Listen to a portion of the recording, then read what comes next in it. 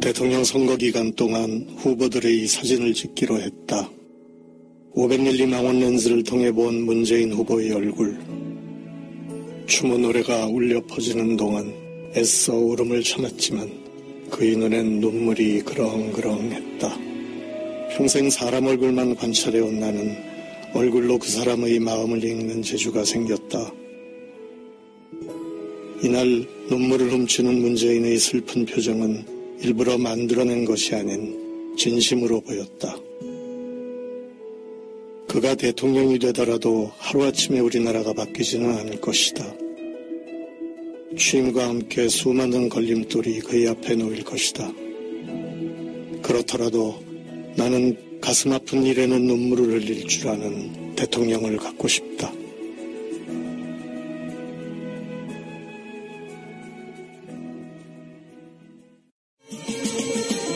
트위터가 진짜 언론입니다. 대선 이야기 계속하겠습니다. 표를 넣기 위한 국민의당의 두 가지 악재랄까 그들의 실책을 한번 이야기 한번 해볼게요. 첫 번째, 손학규 씨. 아직 토글로 안 들어갔나요? 인터뷰하다가 이런 말을 했어. 문재인 찍으면 김정은한테 먼저 간다. 제가 볼 때 안철수 지지율이 떨어진 게 학교성 때문에 떨어질 것 같은데. 그렇게 생각 안 해요? 그때 안철수 뭐라 그랬냐면 북한 김정은이 나를 두려워한대. 이게 무슨 의미야? 그러니까 북한에서 얼마 전에 이제 문 발표를 한 거죠. 그래서 차악론, 차악을 찍는 것이 옳지 않다 이런 이야기를 한 거죠. 근데 지금 안철수는요, 안철수 후보는 약간 그런 게 있는 것 같아요. 뭔가 이렇게 하나 꽂히면 약간 삐진 사람처럼 계속 그 한 가지를 이렇게 집착하면서 물고 늘어지는 어떤 약간 그런 게 있는 것 같아요. 성격적으로. 전번 토론에서도 그렇고 이번 토론에서도 그렇고 계속 문재인 후보에게 묻고 싶어 하는 바가 그건 거예요. 너 나더러 적폐 세력이라고 했다. 이제 이 얘기를 계속 묻고 싶어 하는 게 있어요. 근데 그거에 이제 그 동일 맥락에서 조갑제나 뭐 이런 사람이 국민의당에 대해서 이렇게 지지 발언을 했다고 우리 당을 지지하는 그런 사람들을 다 적폐 세력으로 본 거가 문제다. 이 얘기를 한다면서 북한에서 문재인 후보를 지지하면 당신은 종북입니까? 이제 이거를 이제 계속 묻고 싶어 하는 거죠. 근데 그거에 대해서 뭐 국민을 적폐라고 한 거는 아니고 뭐 이런 얘기를 하면 이제 이 안철수 후보 같은 경우는 말싸움을 별로 안 해봤나 봐, 살면서. 이렇게 상대방 얘기에서 이렇게 탁 낚아채가지고 이렇게 공격하는 거를 잘 못하고 자기가 원래 준비해왔던 말을 자기 얘기만 계속 하려고 하다 보니 이게 좀 싸움이 안 되고 오히려 막 수세에 몰리고 막 이렇게 얼굴 시뻘개지고 이제 이런 상태가 되더라고요. 그런데 지금 이제 아닌 게 아니라 북한 쪽에서 문재인 후보에 대한 어떤 호의적인라고 그렇게 해석되는 이야기가 나왔단 말이야. 그렇게 나오니까 거기에 이제 한 발 더 나아가서 북한에서는 문재인 후보를 좋게 얘기하고 차악으로 안철수 찍으면 안 된다라는 뉘앙스의 얘기를 했으니까 김정은은 나를 두려워하는 고야로까지 이제 논리를 발전시켜서 얘기를 한 거예요. 다들 웃기는 얘기가 돼버리고 이걸 제대로 평가하자면 김정은도 안철수는 사람 아닌 거 알아 이 뜻으로 해석해야 되는 건데 이걸 이상한 방식으로 변환시켜갖고 자기한테 유리하게 쓰고 있는 거야. 그러면 문재인 후보가 대통령이 제일 먼저 미국 가라고 촉구해야 되나요? 일본 가라고 촉구해야 되나요? 중국 가라고 촉구해야 되나요? 북한 가라고 촉구해야 되나요? 여기에 대해서 이제 문재인 후보가 그 얘기를 했었잖아요. 당선이 되면 어디를 먼저 가시겠습니까? 라고 물은 거에 북한과 대화 타협을 해야 되니까 이제 그 얘기를 한 건데 그렇죠. 제일 먼저 북한을 안 가면 가라고 해야 돼요. 지금. 맞아요. 가서 지금 핵 문제 해결하고 상황이 어떤지 보고 와라. 그리고 그걸 보고 나서 중국 가서 합의하고 사드 문제 합의하고 미국 가라. 이렇게 해야 될 판에 미친 이 한 나라에 그래도 어르신이었다는 우리 이 학교가 그러고 보니 이 3년 동안 신비한데 짱돌한데 안 맞은 사람이 이 사람이네. 한번 맞아봐야 돼. 우리 국민은 이구동성 북한을 먼저 가라고 문재인 또는 당선자한테 촉구해야 돼요. 그래야 한반도 긴장이 완화돼야 경제 살아나고 주식 올라가고 국민 경제 좋아진다고. 맞습니다. 그다음에 중국인들 떼거리로 몰려와서 돈 쓰고 이건데 이 손학규 톡으로 너무 오래 있었다니까 이 양반이 지금 짜증나게. 지금 있잖아요. 지금 여러분들 그 웹 깔아서요. 전국에 있는 호텔 예약해 보십시오. 몇 퍼센트 할인인지 아세요? 한 70% 예, 할인되고 70%요. 있어요. 그래요? 27만 원짜리를 7만 원에 자고 왔습니다. 호텔. 4성급 호텔에서. 그리고 지금 명동에 얼마나 수입이 적어진지 아세요? 그 노점상 있으신 분들이 60%가 죽었대요. 지금 심각한 문제고 이게 지금 소송으로 비화되고요. 국가가 보상해주게 생겼어요. 근데 손학규 지금 아직도 이 민주당 출신인 사람이 과거 종북파를 하겠다는 거예요. 손학규 씨는 원상복귀한 것 같아요. 이 손학규 씨가 10년 전에 한나라당을 탈당하면서 맞아요. 한나라당이 수구 보수 성향이 너무 세서 그거를 비판하고 탈당했거든요. 그래서 다시 원위치를 하게 된 거예요. 손학규는 지금 홍준표 후보하고는 그 워싱턴 오리알 동기예요. 아, 그래요? 1999년도에 조지 워싱턴 대학에서 오리알 3인방이 동문 수학을 했는데 그 당시 그 3인방이 손학규, 홍준표, 이명박이거든. 이때부터 이제 미국 안에서부터 우정을 쌓아온 지가 벌써 20년 가까이 돼가는데 이번에 이제 홍준표한테 저런 전과자라 그랬나 아무튼 뭐 법원에서 지금 형학 두고 있는 사람이 후보라니 참 깝깝하다 그러니까 아유 저 양반 그렇게 안 봤는데 토굴에나 다시 들어가지 말고 그냥 광명저택에 그냥 짜부라져 있으시라고 이게 막 설전을 벌이고 있는 단계거든. 그러니까 이 지금 손학규는 너무 오래간만에 정치적인 복귀를 해가지고 감을 잃은 거야. 10년 전, 20년 전에 했던 그 정치 스타일을 좀 그대로 들고 나와서 뭔가 도와준다고 찌쩍찌쩍 하고 있는데 도움은커녕 오히려 지지율을 깎아먹고 그러니까 있는 마이너스의 손이 되는 건데 마이너스의 손학규네요. 어쨌건 손학규의 색깔론 정말 이런 걸 구태라고 하는 거고요. 적폐죠, 적폐. 그러면서 이제 토론에서도 이제 주적 논쟁이 있고 박근혜가 탄핵되고 난 뒤에 선 것도 여론 논쟁이 할지를 않았고 생각도 못했네. 진짜. 심지어 토굴에 너무 오래 있었다니까. 박지원이 문재인이 주적이라는 말을 못했다고 공세를 펴는 발언을 지금 오늘부터 쏟아내고 있는 거예요. 최근에 우리 토론 직후에. 지원이 형님은 노망기가 있다는 소문까지 돌더라고. 그렇죠. 그 대놓고 문재인이 당선돼야 된다 소리를 또 공개 발언을 말실수를 하는 바람에 또. 국민의당에서는 지금 골치가 아파요. 박지원 대표 때문에. 일단 첫 번째, 박지원 사퇴론까지 나오고 있습니다. 예, 왜 그러냐면은 박지원이 안철수의 표의 확장에 도움이 안 된다는 거야. 전라도당 이미지 때문에 TK나 PK 쪽에 보수표를 가져오기가 힘들다는 거예요. 그런 것 때문에 박지원이 사실상 주도하는 사실상의 실속 위주로 의심받고 있는 국민의당이 박지원이 거치가 굉장히 애매해진 상황이 있는데 그렇다 보니까 이제 사실은 저는 이렇게 봐요. 국민의당과 더불어민주당의 호남 쟁탈전이 이게 무시 못하는 상태. 호남에서 표를 더 많이 얻거나 의미 있게 얻는 쪽이 사실은 민주개혁 세력의 그 적자라는 어떤 자기들 나름대로의 프레임이라는 게 있단 말이에요. 그렇다 보니까 호남에서 표를 얻기 위해서 이제 지역감정까지 서슴없이 지금 그것도 틀린 팩트로 문재인 당선 안 되면 대구 강물에서 빠져 죽겠다고 했다. 요거를 문재인이 했다고 이야기를 한 건데 사실은 홍준표가 한 발언이에요. 이 사람은 왜 이렇게 매일 헷갈려 해요? 일정 나이 이상이 되면 그건 이제 폄훼가 될 수가 있으니까. 아니 근데 이게 왜 그러냐면 소셜미디어 사회가 돼서 그다음에 인터넷 매체가 발달이 돼서 이게 기사화 되는데요. 만약에요. 이게 이런 시대가 아니었으면 이게 먹혀요. 지역에서는 먹혀요. 먹히네. 폐쇄되어 있기 때문에. 그런데 제가 우리 방송에서 몇 번 반복했지만 시골에 한번 다녀오면 이상한 소문을 듣고 와요. 예를 들면 제가 방송을 했잖아요. 사드를 문재인이 도입했다고 해 전라도 갔더니. 그래서 어르신들이 그래 사드 문재인 때문에 도입한다면 이렇게 무슨 소리 이게 누가 들었어요? 택시기사들이 그런데 전남 전북에서. 그러니까 그런 식으로 허위 사실을 유포함으로 인해서 그 후보를 물타기 해버려요. 근데 지금 이 색깔론이 먹히기에는 여러 가지 구도가 참 맞지가 않아요. 이게 1대1 진영 논리의 상태에서는 색깔론이 공수가 명확하기 때문에 이게 좀 먹힐 수가 있었는데 지금은 이렇게 3분지계의 상태에서 물고 물리는 상태가 돼버렸거든요.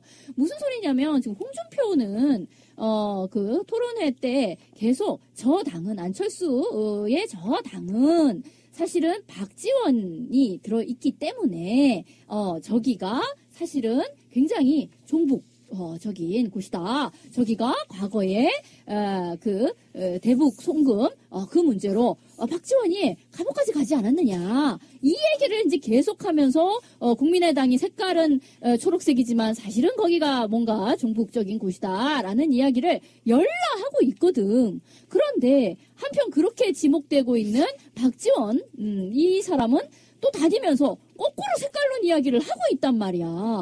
그러니 이게 어떻게 되는 얘기냐고. 그러니까 이 박지원이 다시금 문재인 후보를 놓고서 이 사람이 뭔가 북한 내지는 주적 이런 것을 표현을 안 했다.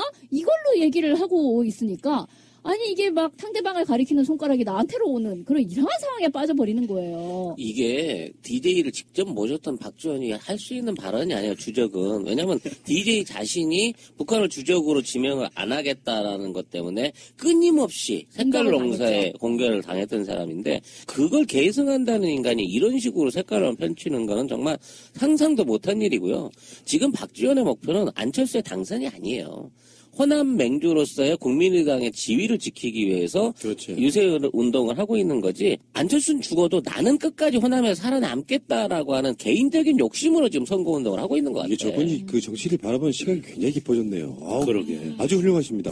박수 한번 줘야 돼요. 아유, 감사합니다. 네. 제가 박지원 대표인가요? 대표죠. 네. 박지원 대표하고 어쨌든 개인 면담을 30분까지 해본 사람인데 어디서?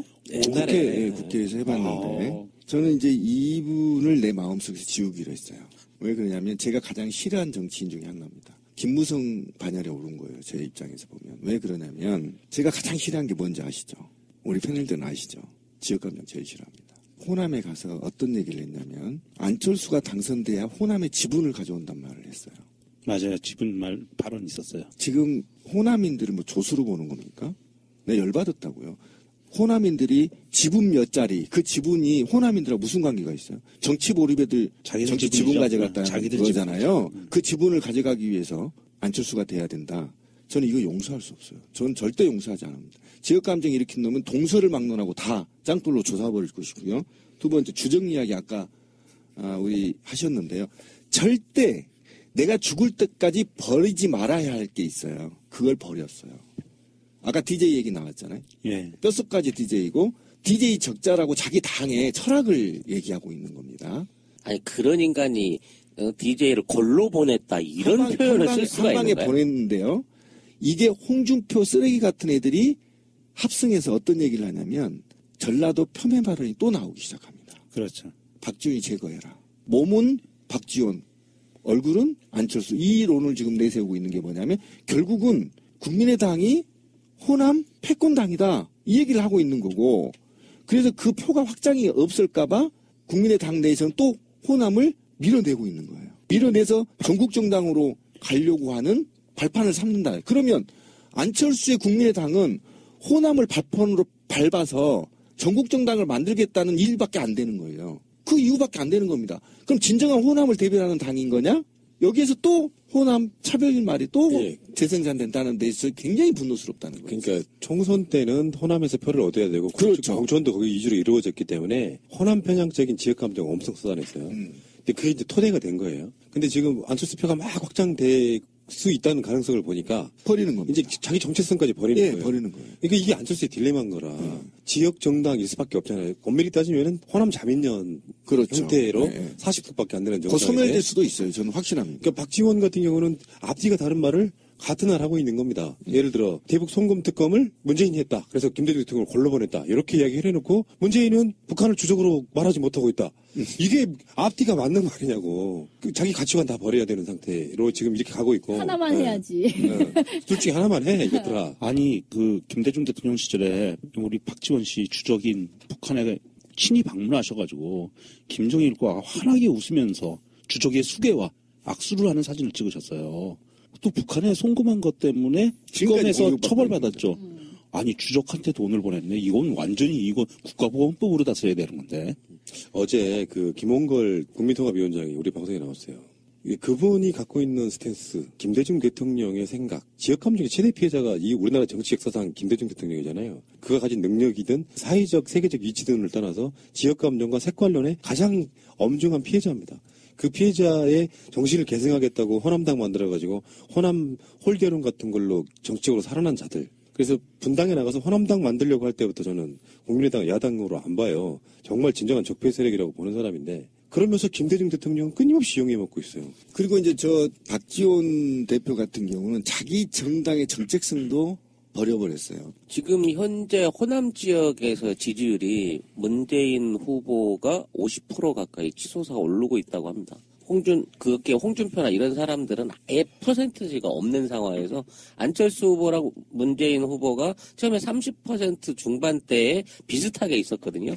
근데 이게 확 올라가 버린 거예요, 한쪽이. 뭐 50% 가까이가 아니고요. 리얼미터 조사 같은 경우는 거의 60% 육박해요. 57.9, 안철수 27.4. 그러니까 50 후반대 때 20대 중반대로 호남이 버린 거예요, 안철수. 분위기 좋을 때 새누리당과 민주당의 차이 정도 나고 있는 거예요. 그러니까 그쪽 지역에서는 실제로 유세 현장을 이렇게 비교해 놓은 영상 자료들을 보니까 심각하더만요. 그러니까 어쩔 수 없어요. 지금 실제로 여론조사에 드러나고 있는 거고 호남 분들은 듣기 좋아 전략적 투표지 사실은 그분들이 정확하게 누구를 찍는 것이 올바른가를 굉장히 면밀하게 보고 있는 거라고 저는 보고요. 그래서 지금 호남 민심 떠나지 집도끼 다 잃는 상황이 되지 안철수는 최종 대선에서 20% 득표가 넘기 힘들다라고 보는 사람이기 때문에 그렇게 이야기를 일단 드릴 수밖에 없어요. 네, 저도 그렇게 보고요. 그다음에 아까 제가 말했던 네 번째에 박지원이 잘못한 게 뭐냐면 좌파 논쟁에 합류했다라는 겁니다. 이 싸움이 촛불에서의 적폐 청산의 대선이잖아요.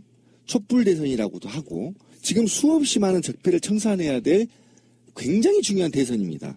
그런데 이 대선은 여야를 막론하고 좌파 우파를 막론하고 적폐를 청산해서 새로운 대한민국 건설이라는 꿈이 담겨진 투표 한 장 한 장을 하는 겁니다.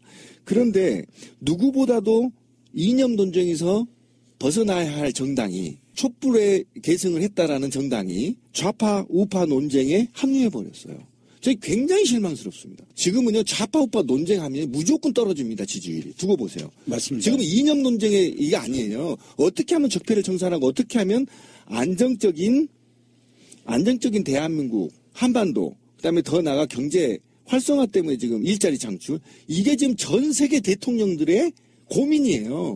제가 이제 안철수 후보에 대해서 뭐 어찌됐든 이 사람이 정치사 쪽에 내온 어떤 성취 같은 것을 좀 인정할 필요가 있다라고 얘기할 적에 꼽았던 것 중에 하나는 이런 어떤 진영 논리, 확고한 1대1의 진영 논리에 틈을 내서 어찌됐든 다당제적인 구도를 가져가고 그렇게 했기 때문에 좀 과거 굉장히 올드한 방식의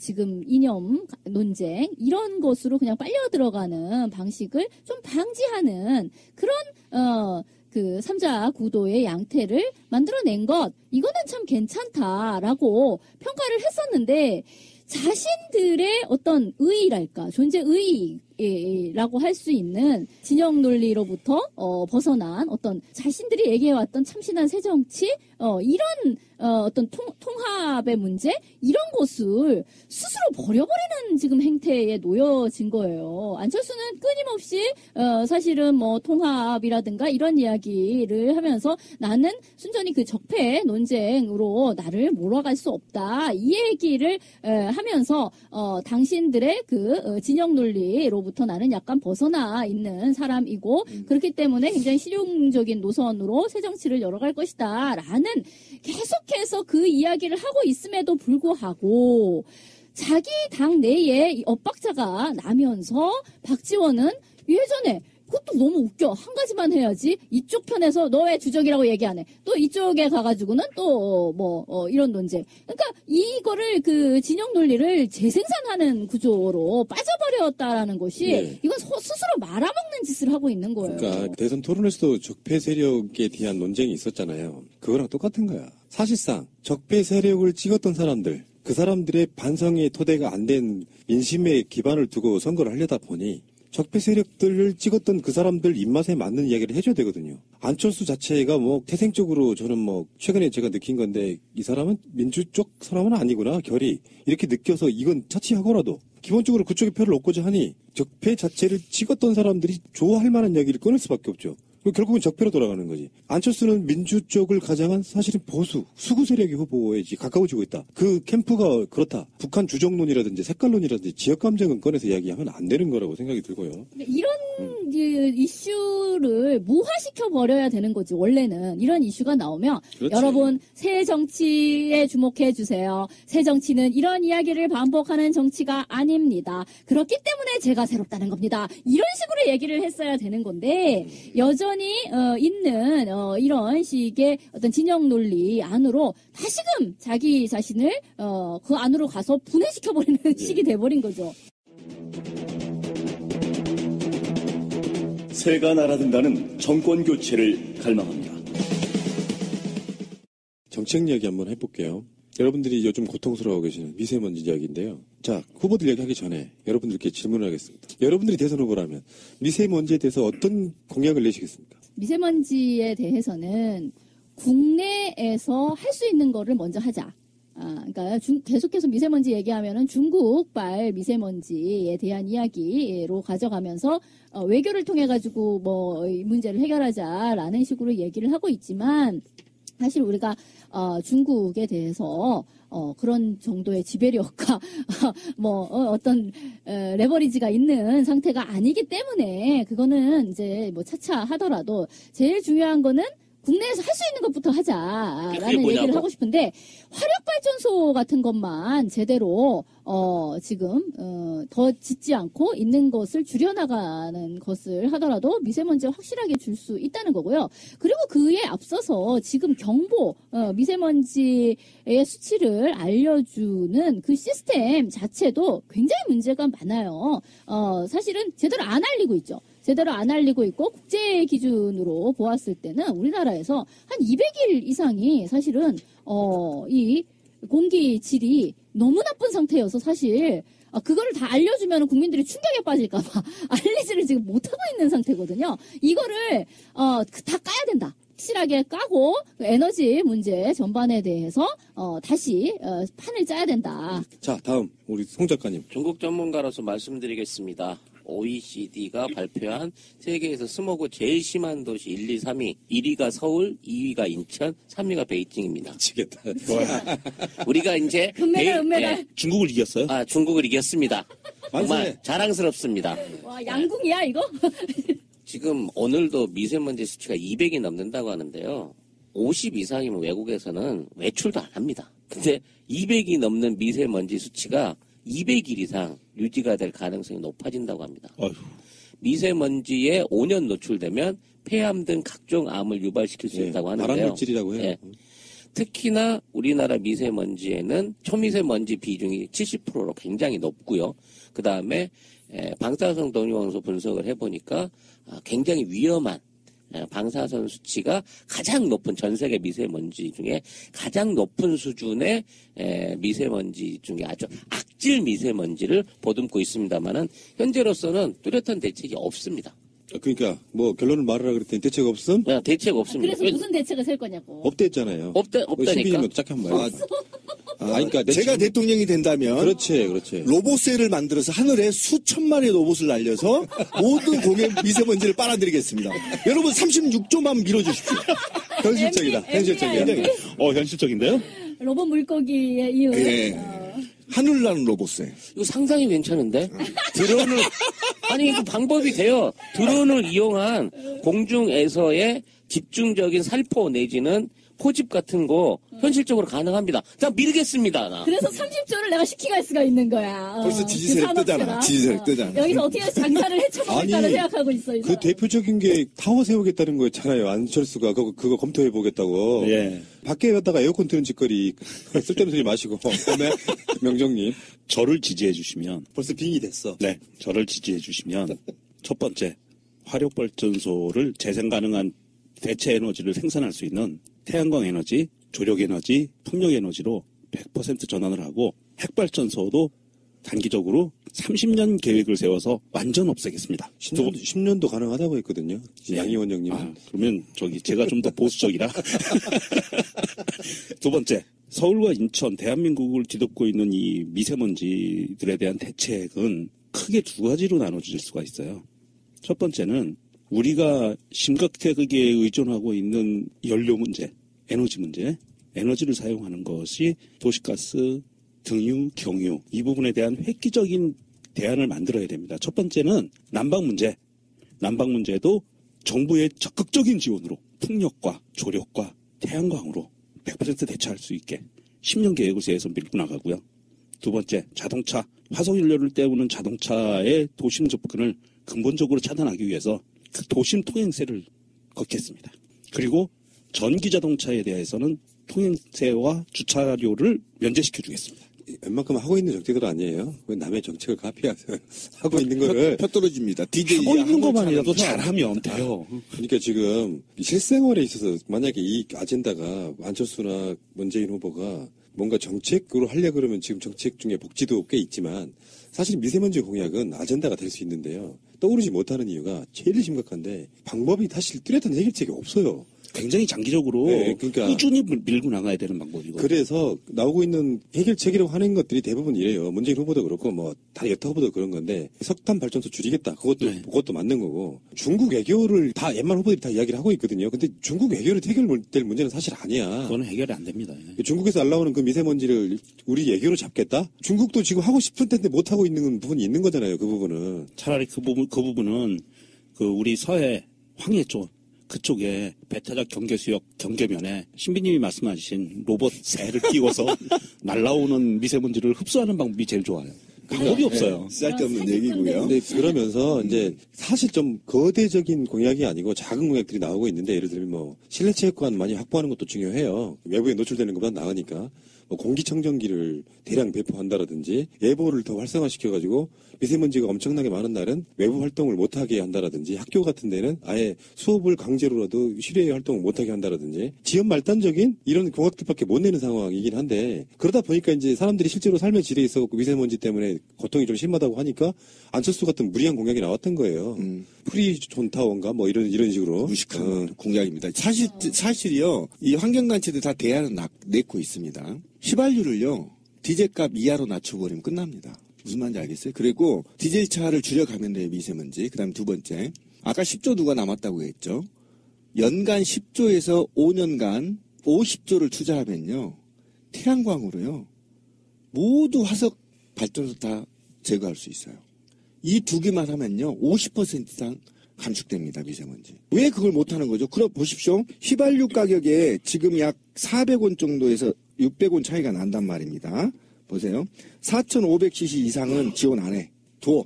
부자니까 4,500cc 이상 놔두고 4,500cc 이하에 대한 차량에 대해서 휘발유 가격을 디젤 가격 이하로 낮춰버리면요. 디젤차 없어집니다. 미국에는 4,500cc도 다 디젤차입니다.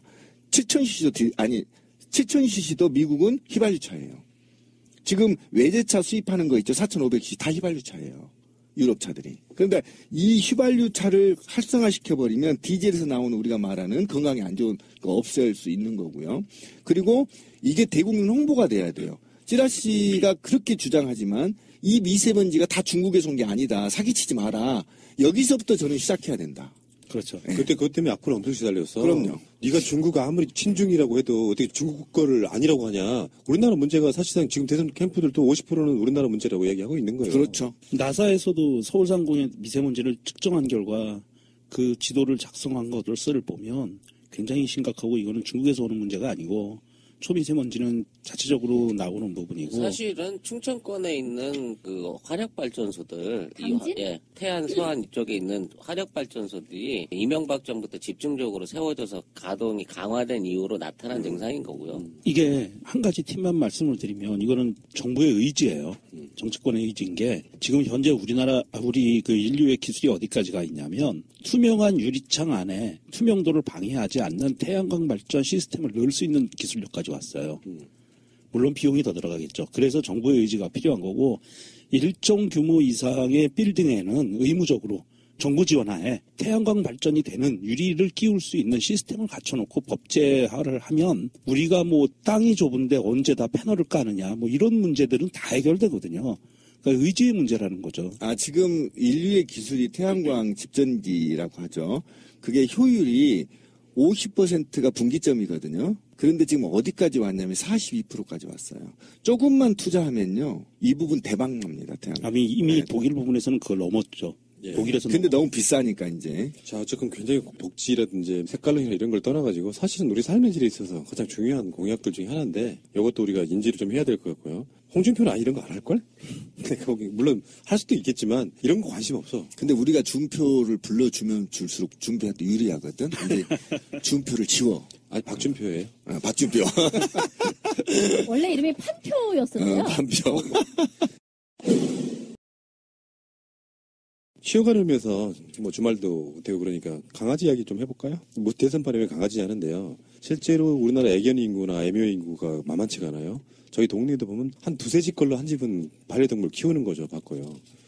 근데 최근에 화제가 된 것 중에 하나가 문재인 후보가 반려동물 행사장에 가가지고 강아지 하나를 이렇게 딱 안고 있는데 강아지 표정이 완전히 그 천국에 누워있는 듯한 저게 비결이 뭐냐. 물론 이제 문재인 후보가 지금 키우고 있는 강아지들이 있잖아요. 찡찡이, 뭉치, 마루, 지순이 이렇게 고양이하고 개를 키우고 있는데 그러니까 어떻게 그 고양이 2마리와 강아지 3마리 이렇게를 같이 키운다고 하네요. 예. 근데 이제 요즘 그런 세대가 늘어나더라고요. 신기하대. 사실 쉽지 않거든요. 왜 그러냐면, 내가 물어봤어요. 이 부분. 그랬더니, 개는 바닥에서 논대요. 근데 고양이는 위에서 놀잖아. 3차원. 그래서 3차원. 타워가 있어. 예, 타워가 있다고 하더라고요. 캣타워. 네. 그 강아지를 자세히 봤더니 이제 이게 강아지라고 쳐요. 문재인 후보는 그걸 정확히 알고 있다는 거예요. 강아지 다루는 법 중에 이제 물론 강아지 성격에 따라서는 남의 손길을 허락하지 않는 강아지도 있는데. 그렇죠.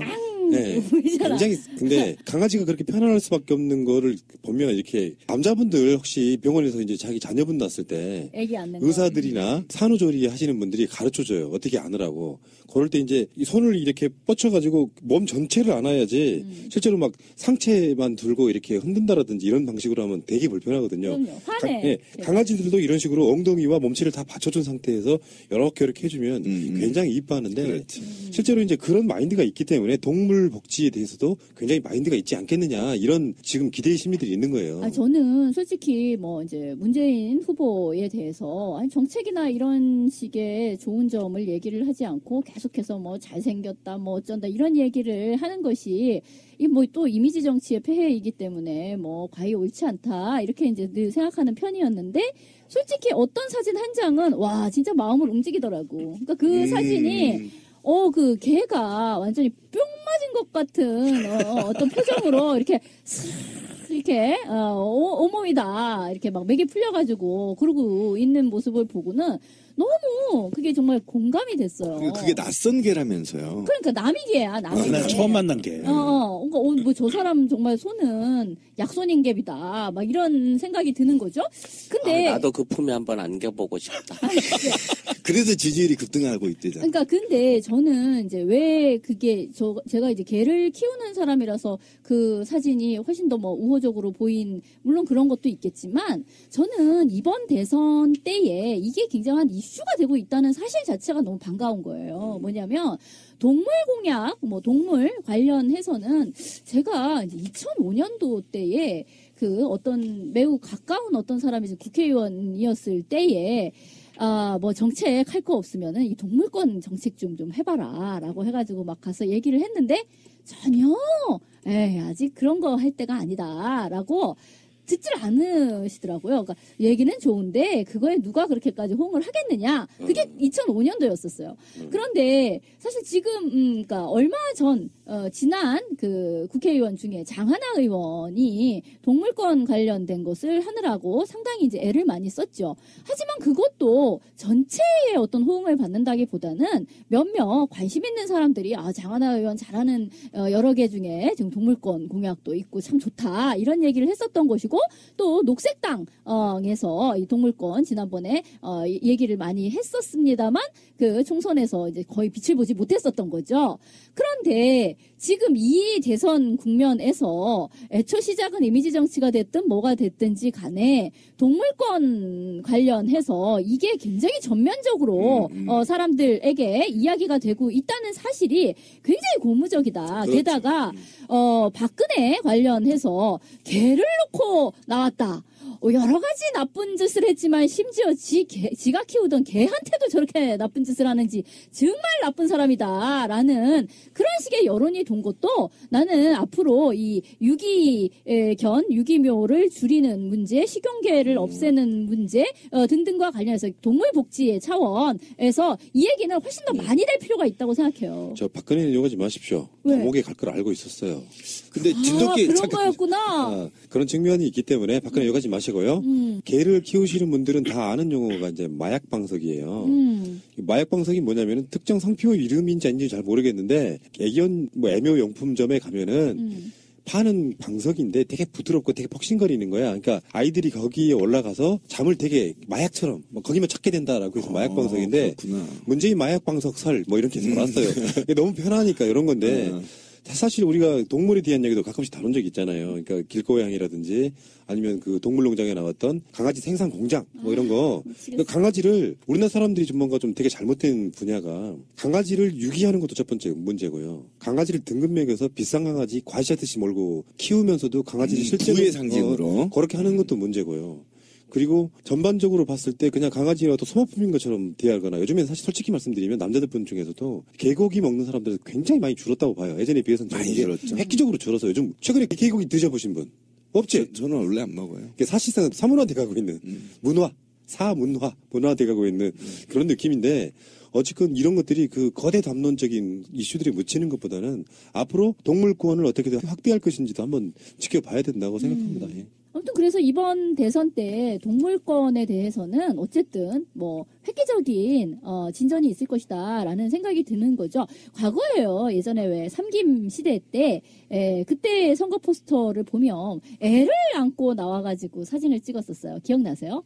소녀를 안고 나와서 찍었던 김대중 대통령 후보도 있었고 남자아이를 이렇게 안고 나왔던 노태우 후보도 있었고 뭐 등등이 있었죠. 근데 명박이는 뽀뽀하려다가 그러니까 거기에 이를테면 어린아이가 포스터에서 이 사람의 어떤 인간적인 모습, 호감도를 증가시키는 걸로써 어린이가 많이 쓰였었는데 지금은 개를 뭐 이렇게 안고 있는데 개가 너무나 편안해 하는 모습을 보면서 개야말로 누가 착한 사람인지 나쁜 사람인지 기가 막히게 알지요 같은 이야기가 어떤 애견인들 사이에서는 공감처럼 이렇게 퍼지는 거죠. 이 양반이 문재인 팬심 생겼네. 강아지 한 마리 때문에.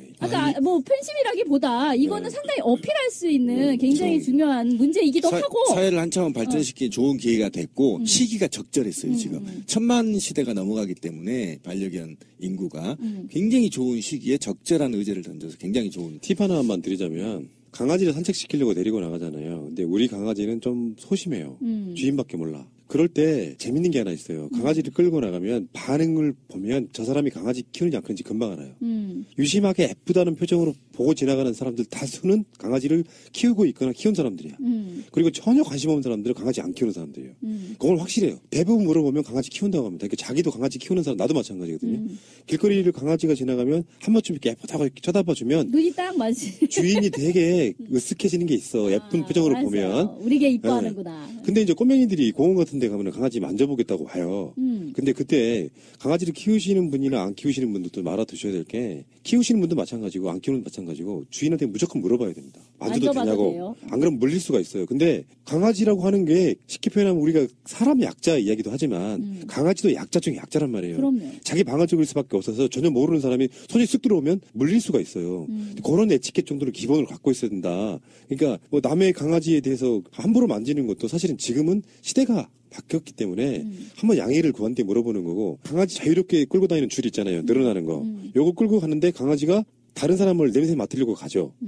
무는 강아지 주인은 절대 다가가지 못하게 해요. 그러니까 놀라실 필요도 없어. 이 강아지는 절대 물 강아지가 아닌 거야. 그러니까 그런 식의 사회적 에티켓도 서로가 좀 알아주면 좋겠다. 그리고 요즘에 강아지 키우시는 분들은요, 길거리에 똥 같은 거 치울 도구 들고 나가서 들어서 다 버리기 때문에 강아지도 혐오하시는 분들도 어느 정도 마음을 좀 바꾸실 필요가 있지 않을까. 이번에 나온 공약 중에 강아지를 이제 산책시키기 좋은 지역사회 안에서의 그런 공간, 공원, 이런 것을 좀 마련하겠다 같은 것도 있어요. 그런 거 되게 좋죠. 예전에 이제 저는 강아지 키운 지 굉장히 오래됐는데, 아파트, 이런 데에 그 놀이터, 있잖아요. 근데 그 놀이터에 보면 개 산책을 시키지 마라 이렇게 X 쳐져 있는 그런 놀이터나 공원도 꽤 있는 거예요. 그래서 왜 안 된다는 거지? 그러면 여기 애들이 많은데 모래 같은 데에다 개똥을 이렇게 싸게 되면은 오염도 되고 해서 안 돼. 무조건 이렇게만 돼 있는 곳도 되게 많았고 해서 개 산책을 시켜야 되는데 어디다 산책을 시켜야 되나 또는 뭐 또 개를 데리고 같이 이렇게 즐겁게 놀만한 그런 것도 너무 없고 그래서 되게 불만이 많았었거든요. 근데 이런 것들을 이제 차차 다 해나가겠다는 거거든요. 되게 좋고 어쨌든 지금 이번 대선 국면에서 이 동물권 관련된 이야기하고 이 여성주의 이슈가 정말 그 토론에서 설거지 안 한다는 소리를 그따위로 할 수 있어 없어 이러면서 이렇게 나왔다는 것 자체는 굉장히 고무적이다. 예. 특별법을 만들어서 홍준표 설거지에 관한 특별법을 만들었어요. 설거지법. 제가 예전에 그 강아지를 키울 때 제가 겪었던 이야기를 잠깐 말씀을 드리면요. 보통 강아지들은 이제 여성분들이 많이 키우잖아요. 고양이도 그렇고. 그러면서 산책도 주로 여성들의 몫인 경우가 많아요. 비교적. 남자들 출근 많이 하니까. 그런데 저는 아파트에 살면서 강아지를 키우고 제가 매일 데리고 나갔었어요. 산책을. 그랬더니 동네 아줌마들이 저한테 막 하트를 날리는 거야. 같이 강아지 키우는 사람 입장에서 남자가 됐구나 하니까 얼마나 신기한 거야, 막. 다 아줌마들인데. 좋았었어요, 그래서.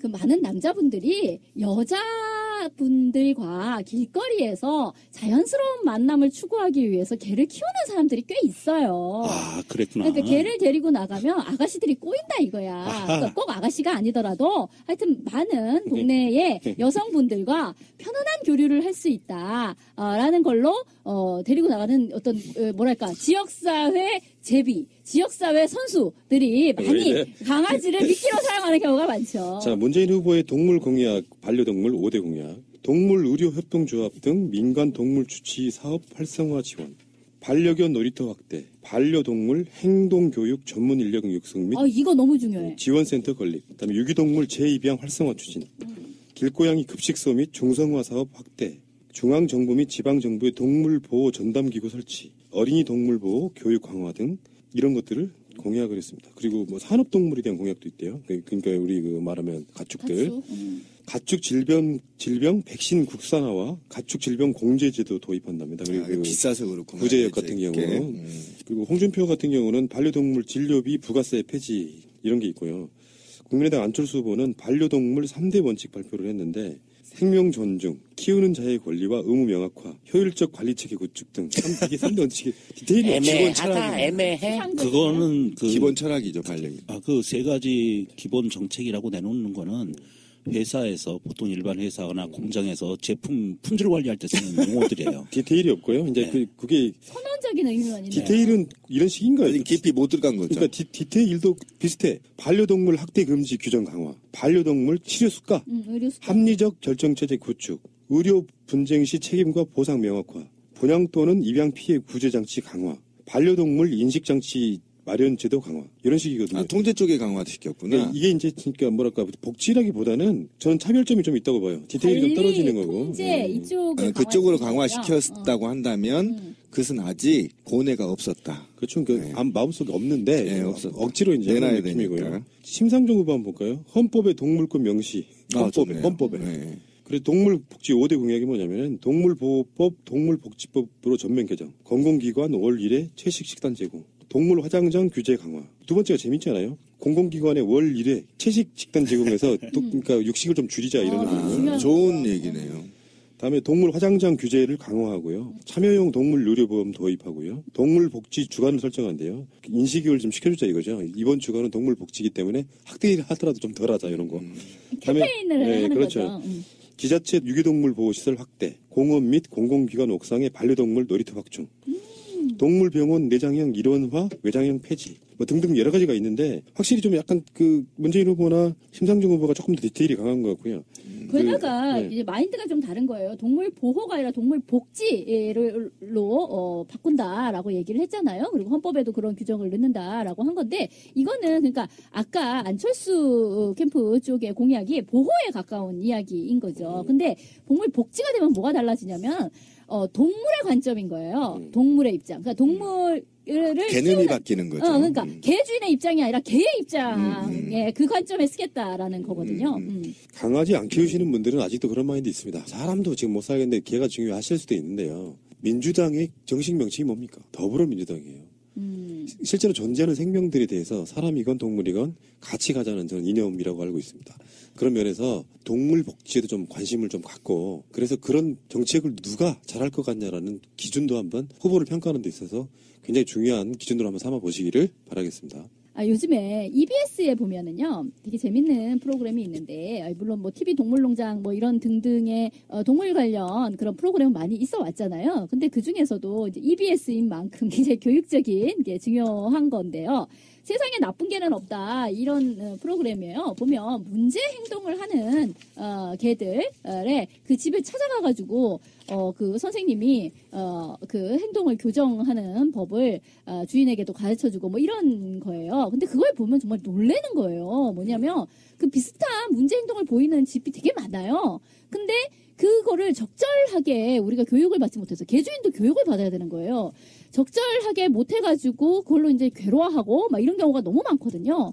근데 그걸 보면서 와 저런 사람이 무지무지 많아져야 되겠다. 저런 걸 가르쳐 줄 수 있는 그런 게 많아져야 되겠다라고 생각했는데 그게 아까 문재인 그 캠프에 있었던 그런 식의 어떤 인력을 강화하겠다라는 게 있는 거죠. 그래서 이건 정말 뭔가를 좀 아는데 이런 생각이 정말 들었어요. 보통 서울에서 대통령 후보까지 나왔던 사람이 고향 내려가 살기 쉽지 않아요. 문재인 후보나 노무현 대통령이나 그런 저런 목가정 마인드가 있는데 그분들은요 도시에서 키우는 거랑 좀 다르다고 생각해요. 어쩌면 강아지나 고양이를 키우기 위한 환경이 최적이 바로 그런 데거든. 제일 행복한 개겠다.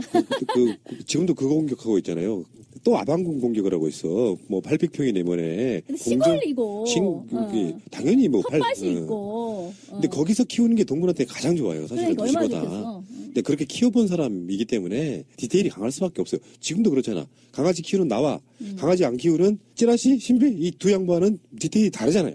그런 거랑 똑같은 거예요. 키워본 사람이 알 수 있는 이야기예요. 지겹다. 자, 문재인 후보의 페이스북에 보면은 그 유기견 이야기라고 하는 글이 있습니다.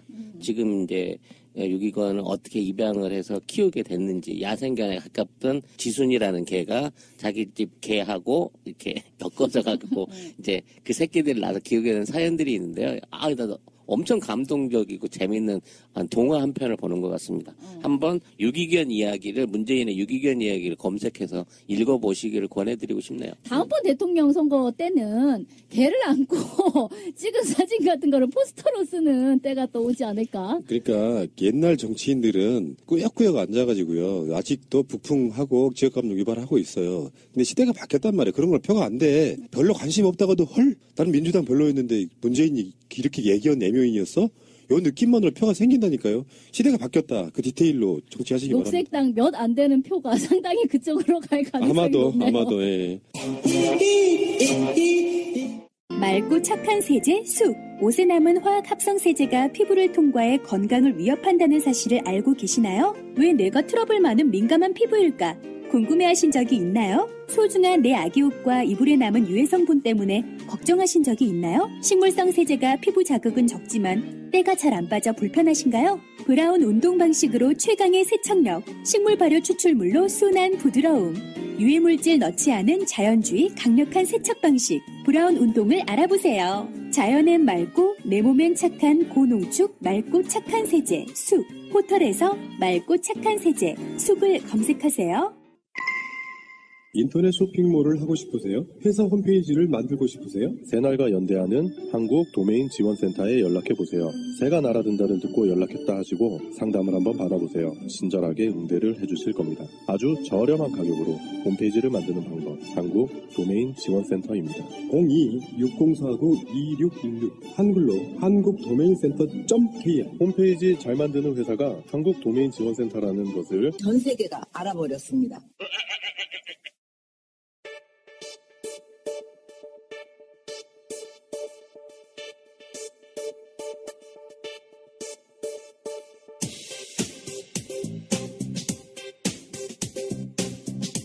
안녕하세요, 별입니다. 안녕하세요, 꽃님. 안녕하세요, 플라워 꽃입니다. 안녕하세요, 소녀님. 반갑습니다. 이제 낮에 좀 덥네요. 더운 정도가 아니라 진짜 이제 선블럭? 네. 그 꼭 발라야 되겠고 선글라스는 정말 꼭 가지고 다녀야 돼요. 일교차가 정말 크긴 해요. 너무 심하던데요. 요즘에 다닐 때 보면 사람들이 낮에는 약간 가볍게 입고 저녁에는 뭐 스카프 하나 두르고 그러더라고요. 그래서 저도 스카프만으로는 못 견디겠고요. 저는 겉옷을 좀 잠바나 뭐 외투를 좀 입어야 돼요. 밤에는. 일교차가 너무 크다는 거. 제가 나이가 드나? 막 이런 생각이 드는 거예요. 아니 날씨가 바뀐 거예요. 그래서 요즘에 감기도 좀 잦고 그런 것 같아. 갑자기 방을 바꾸신 우리의 그녀는 괜찮으실까 모르겠어요. 맨날 감기 달고 살걸요? 아직도 당신은 국왕의 여왕이라고 생각하고 계실 텐데. 그런가? 거기서 특별 대접 받는 여왕? 그렇지. 독방인데 호텔급이라며. 감옥이 호텔급이면 뭐 거기서 거기겠지만. 그래서 그녀를 보고 나서 그리고 또 우리나라 국민들 중에서도 아직도 우리나라가 전제 군주 국가라고 생각하시는 분들이 너무 많은 것 같아. 과거에 그랬죠. 뭐 박정희 정부 때, 박근혜 정부 때. 솔직히 노무현 대통령하고 문재인이란다 벌써. 큰일 났다. 김대중 대통령 그 두 분을 제외하고는 거의 왕이나 마찬가지로 누리고 살았죠. 그래서 왜 우리는 아직도 좀 이렇게 태극기 하셨던 그분들은 특히 또 울시던 분도 계셨잖아. 마마 못 지켜드렸습니다. 그러면서. 그거 보고 저는 쇼킹해갖고요. 정말 쇼킹했어. 정말. 그래서 외국에 아직도 그렇게 우리는 솔직히 별로 잘 몰랐는데 왕이 아직도 존재하는 나라가 있어요. 예. 그러니까요. 우리가 대체적으로 많이 알고 있는 거는 영국. 그렇죠. 영국 그다음에 그레이스 켈리 때문에 모나코. 모나코. 근데 그 모나코가 난 그레이스 켈리가 왜 굉장히 예쁘고 정말 미국 영화배우 출신이니까. 영화배우 출신이니까 너무 예뻐서 그리고 그때 그 결혼식이 거의 세계 결혼식이어서 굉장히 행복했구나 생각했는데 그게 아니고 그때 모나코의 왕자가 모나코가 굉장히 작은 나라래요. 그래서 관광 산업을 하고 싶어서 특별히 영화 배우 중에서 스타 배우 중에서 그렇죠. 공주를 골랐던 거래요. 왕비를. 그래서 그때 유명했던 마릴린 monroe나 진압 롤러 브리지다 중에서도 했는데 아기를 낳아야 되잖아. 그랬을 때는 아무래도 그레이스 켈리가 카톨릭 신자이기 때문에 아기 엄마로는 괜찮겠다. 그러면서 이제 그 여자를 선택을 했대. 그래서 결혼을 했대. 그래서 처음에는 굉장히 관광에 도움이 됐겠죠. 그렇죠. 그랬는데 불화설도가 굉장히 있었잖아요. 별로 뭐 홍보 효과가 없어지자 아예 그 나라에서는 그 여자 영화도 못 틀겠대. 어머. 너무 심했지. 이게 영화로도 나왔었어요. 탐 크루즈 옛날에 부인이었던 맞아. 니콜 키드먼이 주인공으로 해서 이제 영화가 나왔었어요. 외국인 의사 사랑해서 그 남자 이렇게 뭐 궁예도 좀 드리고 했던 그런 영화 저도 봤어요. 네. 그랬는데 솔직히 그 여자는 차 사고로 죽었대요. 네, 근데 웃기는 건 다이애나 비도 차 사고로 죽었잖아. 그러네. 그러고 보니까. 왜 우리가 근데 지금 이 얘기를 하고 있을까요? 아니 왕비라고 하니까 우리가 세계적으로 알고 있는 건 솔직히 다이애나 왕비 그 왕세자비였죠. 그때는 그 여자 그다음에 그레이스 켈리. 근데 왕이 있는 나라가 얼마나 있을까? 그래서 제가 되게 궁금해서 한번 찾아봤는데 생각보다 꽤 많았어. 유럽 국가에 굉장히 많지 않나요? 유럽뿐 아니라 아시아, 아프리카도 많은데 일단 우리는 뭐 유럽 그다음에 많이 들었으니까 그다음에 아시아 쪽으로 제가 한번 봤는데 네덜란드 튤립의 나라 거기도 근데 지금 현재 여왕이에요. 네덜란드, 덴마크 거기도 입헌 군주제예요. 스페인 후안 카를로스 1세 국왕 지금 현재 그다음에 벨기에도 국왕이 있어요. 네. 근데 재밌는 건 보통은 왕이라 그러면 우리 말로 하면 그냥 얼굴만 내미는 이런 사람인데 이분 같은 경우는 그 나라의 적시자 회장까지 역임하셨대요. 제가 또 그쪽이랑 연관이 있으니까. 아, 그렇지, 맞다. 그리고 우리가 유명한 노벨상을 주는 스웨덴. 스웨덴도인데 노벨상하고 음악의 노벨상이랑 폴라 음악상을 항상 이 국왕이 수여를 한대. 근데 폴라 음악상이 우리가 유명한 아바의 곡을 만든 회사가 폴라래요. 그래서 그 돈을 가지고 재단을 만들어서 이제 유명한 음악가들한테 상을 주기로 했대. 그래서 노벨상도 왜 그렇고, 그쵸. 폴라상도 그렇고, 뭐 국립음악원 이런 데서 수여를 한대. 굉장히 기분은 좋을 것 같아. 아시아 국가도 굉장히 많아요. 일본도 일단 있잖아요. 일단 그렇죠. 네. 그렇죠. 그다음에 이제 우리 뭐 모나코는 너무 유명하니까 그렇고 이제 아시아는 여기는 왕들의 이름이 너무 길어. 최고 긴 사람이 말레이시아의 국왕이었어. 발음이 조금 이상한데 잘 들어봐요. 케다르즈 압둘 할림 무아드잠 사케다르즈 술탄. 그 이름이야? 우리 김수완모 뭐 이런 것처럼 긴 이름이야. 웬일이야. 진짜. 그다음에 여기에 국왕이 영국의 옥스퍼드 대학교에서 네, 정책 맞아요. 석사도 했는데 유명해진 게 평민하고 결혼했대요. 2011년에. 너무 굉장히 괜찮은데. 살기 좋은 나라, 되게 사람들이, 네. 국가 국민들이 굉장히 만족도가 높은 그 나라죠. 네. 그게 그리고 부탄이죠. 왕궁을 버리고 똑같이 서민처럼 자잖아요. 맞아. 잠잘 때 이럴 때 생활하는 공간이 되게 멋진 분이에요. 근데 또 재밌는 건 아시아 쪽에서는 특히 자기 아버지를 자기 스스로가 쿠데타를 해서 이제 내쫓고 자기가 왕이 되고 그러면서 전제군주였다가 입헌군주제로 바꾸는 왕들도 있어요. 그런 중에 이제 바레인의 왕 자기 아버지를 내쫓고 자기가 된 것도 있고 오만이라는 나라가 있어요. 거기도 자기 아버지를 내쫓고 자기가 왕이 됐어요. 근데 웃기는 건 이 둘 다 영국의 지원을 받았다는 말이 있대요. 그리고 우리가 왜 되게 유명한 거 있잖아요. 부시한테 신발 탁 던진 나라. 던진 그 방송. 알자지라 방송. 네. 그 방송에 그때 그 기자한테 상을 주기로 한 왕이 카타르 왕. 근데 그 재밌네요. 알자지라 방송은 이 사람도 자기 아버지를 축출했는데 그래놓고 이 사람은 굉장히 좋은 정치를 많이 한 것 같아. 그리고 자기 아들한테도 자기 아버지가 그래서 그런지 뭔지 자기도 이렇게 왜 죽지 않고 바로 이제 물려주기는 했는데 알자지라 방송이 나는 그래서 알자지라의 기자가 그때 나 신발 던진 거밖에 솔직히 기억이 안 나서 한번 찾아봤는데 그때 이제 아프간 전쟁하고 이라크 전쟁이 막 있어서 지금도 미국이 왜 그런 말 많이 듣잖아. 전쟁 무기를 팔아먹기 위해서 솔직히 지금 우리의 그 트럼프도 조금 믿을 수가 없으니까 그런데 그 사람이 딱 갔을 때 신발을 탁 던지면서 뭐라고 했냐니까 이라크의 선물이자 작별 키스다 이 개자식아. 한쪽을 던지고 그다음 나머지 한쪽을 딱 던지면서 이건 미망인들과 고아 그리고 이라크에서 죽은 사람들이 주는 선물이다. 멋있는데? 그렇게 신발을 2개 던졌대. 그래서 이 사람이 그때부터 정말 우리 반미의 상징 뭐 이렇게 돼버렸대. 근데 그게 궁금해.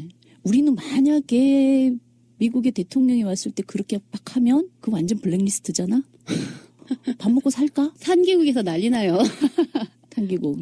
없애지지 않을까요? 이번에 이제? 그래야죠. 그래야 되죠. 근데 우리가 알고 있는 그 왜 왕, 공주 이런 거. 만약에 우리가 아직까지 그런 왕족이 있다면 만약에 우리 그런 거 있잖아요. 왜 왕비가 되려면 간택이 내려오잖아. 그렇죠. 그러면 왜 그 간택 그것도 괴로운 건 만약에 우리말로 쉽게 말하면 본선 진출을 하잖아. 한 2명, 3명. 그 중에 들면 그 나머지 사람들은 결혼도 못한대 평생. 그렇죠. 못해요. 이게 거기서 떨어져도 일단 그러면 만약에 그런 게 간택 단자가 집에 와. 시집을 갈 거야? 미쳤어요. 미쳤어요 진짜.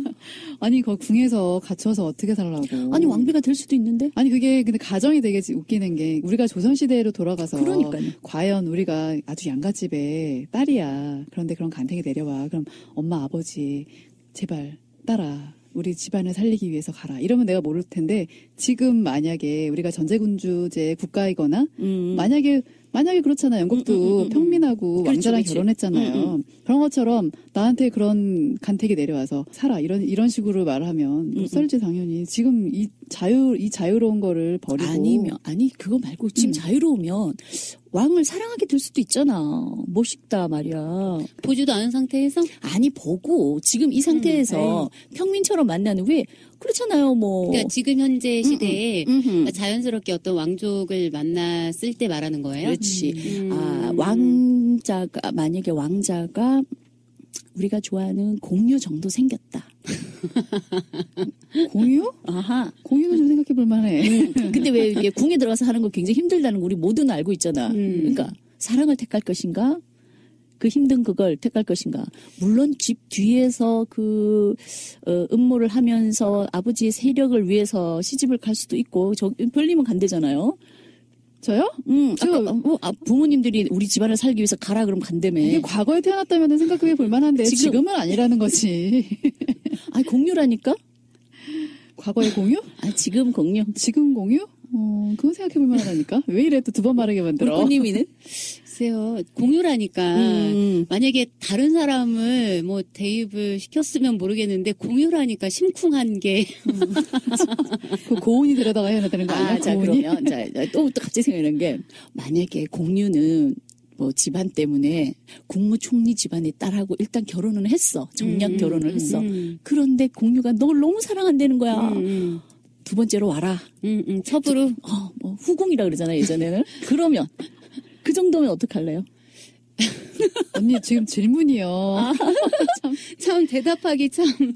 아니 이거는 여자들은 한 번씩 생각해 볼 수 있지 않나? 왕이라 그러니까 나 생각이 나서. 근데 가끔 그런 생각을 해보기는 해요. 그러니까 왕을 떠나서 괜찮은 분인데 이제 방송에 나오는 그런 정말 괜찮은 분들 있잖아요. 네. 그런 분들 중에서 이미 기혼자야. 기혼자인데 만약에 저 사람이라면 만약에 세컨드로 해도 좋다. 막 그런 생각을 해본 적은 있어요. 정말 꽃님이요? 어머, 무슨 드라마였어? 드라마가 아니고, 나 이런 말 해도 되나? 손석희. 뭐냐. 왜 그 정도면, 그치요. 저는 볼 때마다 심쿵해요. 그래요? 네. 굉장히 스마트한 사람 좋아하니까. 그럴 수 있겠다. 나는 외국 배우 중엔 조지 클루니. 그렇구나. 난 정말 그 배우가 너무 섹시한 것 같아. 근데 왕 얘기하다가 조지 클루니까지 왜 갔어요? 아니 지금 배우 중에서 그렇다면. 그리고 그렇잖아. 우리 별님이는 어떡할래요? 만약에 공유야. 정략 결혼한 여자는 있어. 전 안 해요. 그냥 단호해요, 굉장히. 난 내가 은어가 아니면 싫어. 네. 걔를 쫓아내 그럼. 그렇잖아. 왜 우리 그런 거 있잖아. 장희빈 쫓아내고 들어가면 되잖아. 그런가?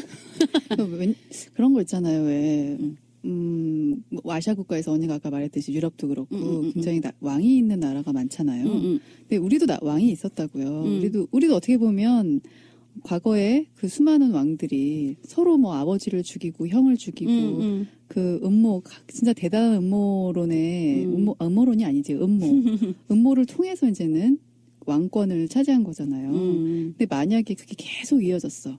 지금까지 계속 이어지고 있다고 생각을 해보자. 그렇게 가정을 했을 때 그런 거 있잖아요. 만약에 그런 굉장히 정권을 휘두르는 왕이 지금 이 나라에 있다고 생각을 해봐요. 한번 생각을 해보자는 거야. 그러면 그러니까 제가 이 이야기를 왜 하냐면 일단 지금 503호 있잖아요. 그분이 503번? 503번, 503 호랜다. 503번이 지금 보이지 않는 왕권을 휘두른 거나 마찬가지잖아요. 그렇죠. 자기는 착각을 했었죠. 그리고 솔직히는 그 정부에 있는 사람들이 또 그렇게 생각하고 그분을 떠받들었다고 해야 되나? 그랬던 것 같아요. 왜냐하면 그 사람이 뭐라고 얘기했을 때 아니요, 너 잘못했습니다라고 한마디도 못했고 받아 적기만 했잖아. 그러기도 했고 그리고 또 그 보고할 때도 이렇게 하긴 뭐 눈에서 레이저가 나온다 뭐 이런 거. 그러니까 정상적인 보고를 하질 않았잖아요. 하다못해 탄핵되는 날까지도 봐봐 생각을 해봐요. 복귀해서 한번 생각을 해봐요. 맞아. 그때도 케이크를 5단 케이크 그거를 준비할 정도로 그러니까 탄핵은 안 될 거다 이렇게 보고를 계속 했다는 거잖아요. 그러니까 어떻게 보면은 되게 그러니까 그 인간으로서 봤을 때 약간 불쌍하더라고요. 네. 주변에 진실된 사람이 없었잖아요. 그러니까 권력에 중독된 사람이죠. 자기가 발가벗은 임금님 뭐 이런 사람처럼 느껴지더라고요. 왕 이런 걸 찾아보면서 이런 왕은 참 좋다라는 생각이 들었던 왕이 있는데 타이 나라에 이제 지금 현재 라마 9세래요. 그분은 여러 곳에 사찰 뭐 이러면서 왕실의 많은 재산을 다니시면서 많은 그 불쌍한 사람들 위해서 그 돈을 많이 썼대요. 그래서 그건 정말 국민들로부터 존경이 나와서 집 곳곳 아니면 아주 큰 건물 이런 데 되면 두 왕과 왕비의 초상화가 그렇게 걸려있고 그 두 사람을 거의 신격화한대. 힘들고 못 사는 사람들을 위해서 그렇게 좋은 왕이 이제 자기 재산을 해서 그렇게 국민들을 돌봐줬기 때문에 그래서 정말 그렇게 신처럼 존경을 받는 왕이 있는가 하면 실은 정말 민주주의의 대통령인데 자기가 여왕인 줄 알고 살았던 503번 네. 그분도 계시니까 이제 우리는 정말 503번이 법원에서 어떠한 네. 죄를 딱 형량을 받고 그걸 하는 동안은 우리 국민 모두도 이제 그거에선 좀 벗어나야 되지 않을까. 그렇죠. 마마소리 이제 그만 집어 넣으시고. 근데 진심 우러나서 마마소리를 한 걸까요? 그분들은 그렇게 생각하는 게 맞다고 봐요. 예전에 그 걸그룹이었던 네. 주인공이 나왔고요. 주지훈이라는 그런 궁이라는 그런 드라마가 있었잖아요. 네. 그때 우리나라가 이제 전제 군주제일 거라는 그런 가정하에 그건 어디까지나 드라마니까 그러니까 제가 약간 뭐라 그래야 되지 사극 같은 거 있죠. 혹은 약간 르네상스 시대 그런 영화 그런 고전 영화들을 굉장히 좋아해서 막 드레스 입은 그런 모습 보고 나 저때 살았던 것 같아. 어서 많이 본 거야. 막 이런 생각만 할 때 있어요. 공주병이 아니라 그리고 막 사극에서 나오면은 막 왕 나오고 막 이러잖아요. 그럼 굉장히 전개가 그 권력 구도를 막 왔다 갔다 하잖아요. 전개가 빠르잖아요. 근데 그런 드라마나 이런 거 굉장히 좋아해요. 사극. 그런데 그 드라마가 퓨전이죠, 일종의. 현대인데 그 궁 안에서 벌어지는 일이었잖아요. 네. 그걸 보고서는 그때는 제가 그런 생각을 했던 것 같아요. 와, 나도 저런 전제군주제 국가에 약간 퓨전 드라마지만 그런 걸 상상한 적은 있어요. 그게 조금씩은 여자들이 가지고 있는 신데렐라 컴플렉스, 그래, 신데렐라 컴플렉스 비슷한 거 맞아요. 있잖아요. 백마탄 왕자님 기다리고. 백마탄 왕자님보다는 내가 백마를 타고 가서 태워주고 싶은 요즘 그렇게 생각해야 되지 않을까?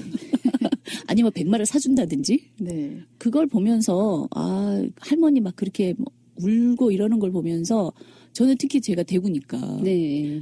솔직히 우리 부모님 세대들은 그러신단 말이에요. 대구 쪽에서는 왕이라는 생각을 많이 하고 제가 무슨 모임에 가서 솔직히 대통령은 우리가 부리는 종이지 않느냐 이런 말을 했다가 그래도 그건 좀 심하다는 얘기를 들었어요. 어른들한테. 그래서 왜 아직도 어른들은 대통령 왕처럼 생각을 할까? 그래서 거기에서 우리의 세대 간의 갈등이라는 게 아직 있는 것 같아. 세대가 문제인 거예요. 얼마 전에 제가 이제 부산에 갔다 왔어요. 맞아. 네, 부산에 갔다 왔는데 이렇게 개인적인 어떤 그런 일정 때문에 갔다가 올라오기 전에 잠깐 바다를 들렸어요. 네. 거기서 이제 회도 먹고 그러느라고 바다를 들렸는데 부산 분들이 거의 다일 거 아니에요. 바다 그 밤에 해변가에.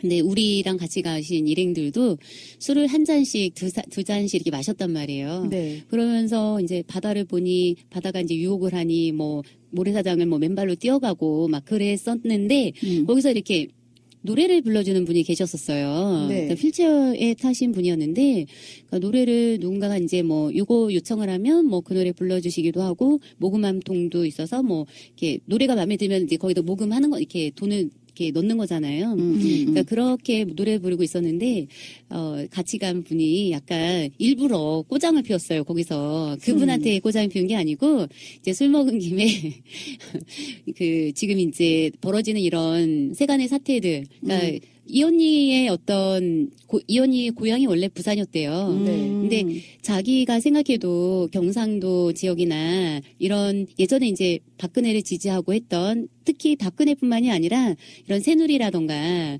이런 과거에 이쪽을 많이 지지했던 이런 사람들한테 정신 차리라고 하면서 소리를 고래고래 질렀어요. 근데 거기에서 가만히 옆에서 듣고 있던 사람하고 남자분하고 싸움이 난 거예요. 그래서 아직도 그분들이 정신을 못 차린 분들이 계시더라고요. 그러면서 요새 왜 카톡으로 돌아다니는 것들 있잖아요. 가짜 뉴스. 네. 네, 카톡으로. 네, 문재인은 빨갱이고.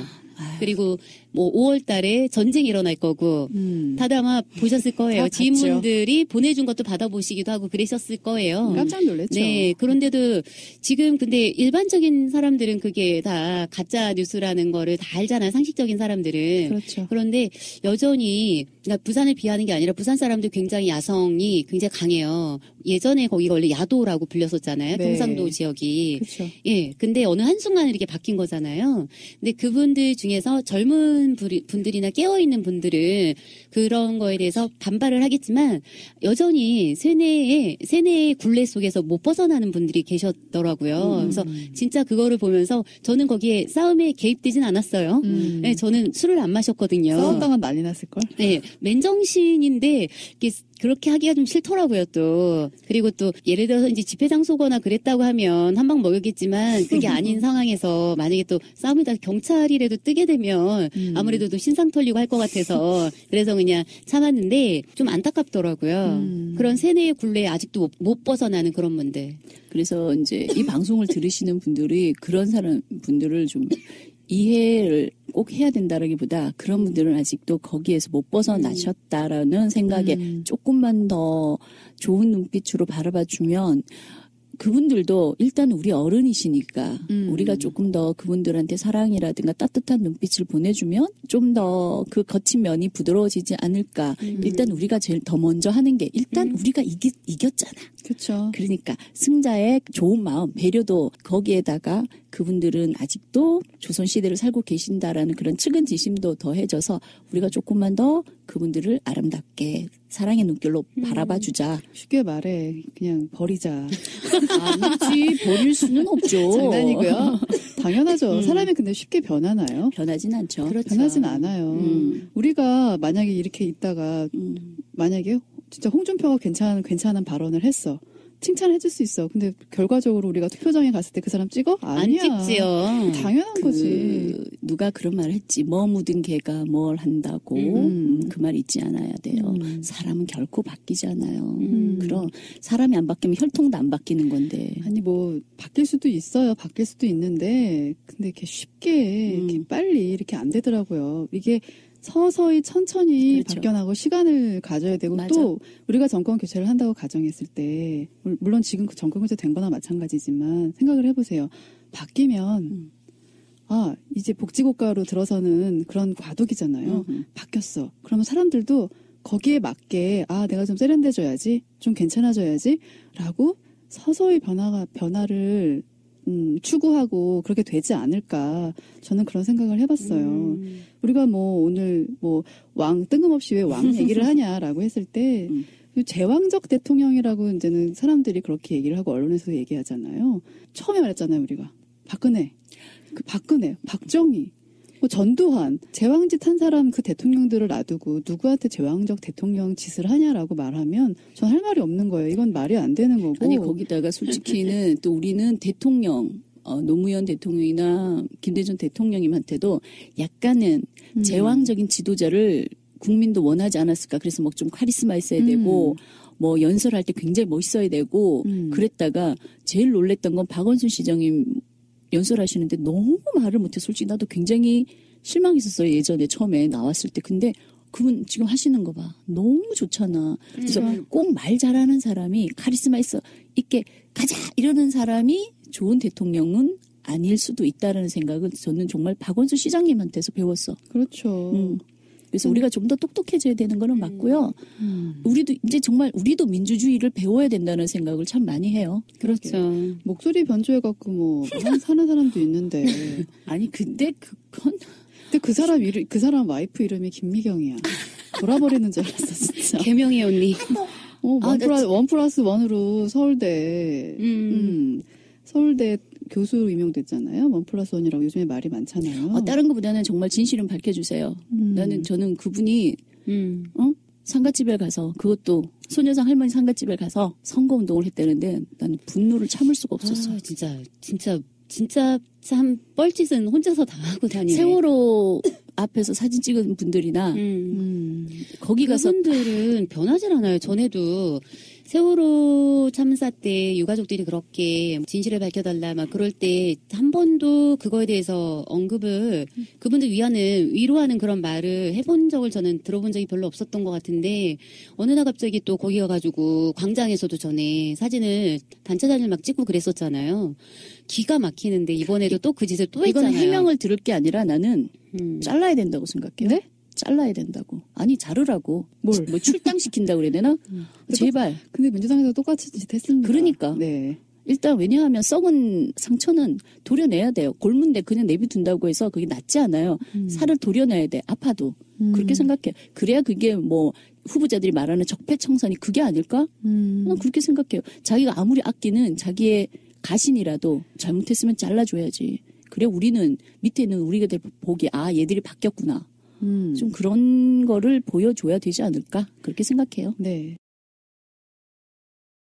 네, 지금 이 색깔론이 먹히기에는 여러 가지 구도가 참 맞지가 않아요. 이게 진영 1대1 진영 논리의 상태에서는 색깔론이 공수가 명확하기 때문에 이게 좀 먹힐 수가 있었는데 지금은 이렇게 3분지계의 상태에서 물고 물리는 상태가 돼버렸거든요.